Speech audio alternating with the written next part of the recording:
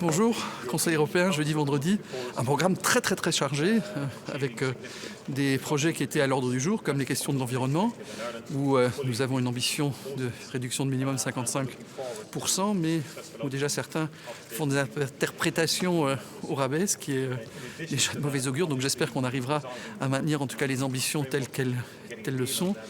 C'est en fait l'héritage qu'on laisse aussi aux futures générations concernant la volonté politique de changer les habitudes, changer la manière de vivre qu'on a et leur laisser une planète plus bleue, plus verte qu'une planète plus noire et plus grise telle qu'on risque de la trouver si on ne fait pas d'efforts communs.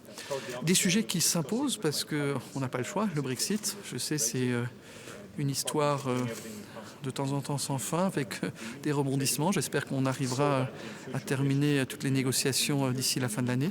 On doit savoir que le Brexit est bon pour personne. C'est pas bon pour nous, mais c'est encore pire pour les Britanniques.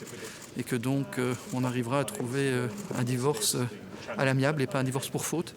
Et qu'on essaye de se mettre l'un et l'autre la faute. Non, au contraire, un divorce à l'amiable, où on essaye de limiter les dégâts en fait des deux côtés, du côté britannique comme du côté européen. Il n'y aura pas de gagnant, il n'y a que des perdants, mais essayons de limiter au plus les dégâts. Avec la Turquie, aussi à l'ordre du jour, avec une situation où au sein de l'Union européenne, nous avons des pays membres de notre famille qui souffrent de la position et des comportements de la Turquie. Donc toujours le dialogue doit primer, mais il faut aussi inciter à un dialogue constructif et surtout aussi d'actes qui suivent les engagements des uns des autres. Nous avons aussi une question importante qui est celle du Covid, où nous devons aussi nous coordonner, nous devons voir concernant les vaccinations comment on peut avancer sur ce sujet et comment.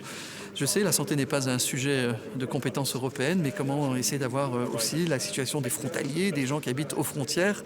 Nous avons plus d'une centaine de millions d'habitants qui habitent à côté d'une frontière, et donc de voir aussi comment pouvoir faciliter, de ne pas les bloquer du jour au lendemain selon la situation sanitaire qui se présente, mais de voir comment est-ce qu'on peut surtout trouver des solutions communes aux problèmes communs qu'on a aussi. Le MFF, le budget, qui est un sujet aussi très important. Je vous avais prévenu que c'était un conseil très lourd, avec énormément de sujets qui se présentaient, avec la question de l'état de droit. L'état de droit doit être quelque chose qui est respecté.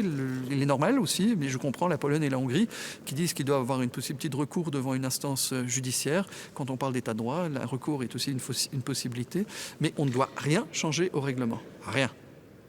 Si on commence à diluer ou à dire que les valeurs ou la justice, on se moque, non. Si on veut un état de droit, il faut aussi avoir des mécanismes qui fonctionnent. Voilà, donc du boulot à l'ordre du jour, et je sens encore oublier quelque chose, mais donc ça c'est les thèmes qu'on aura en tout cas aujourd'hui et demain à l'ordre du jour. Donc un ordre du jour bien chargé, mais important, et surtout beaucoup de réponses à des situations délicates que l'on connaît aujourd'hui. Bonne journée.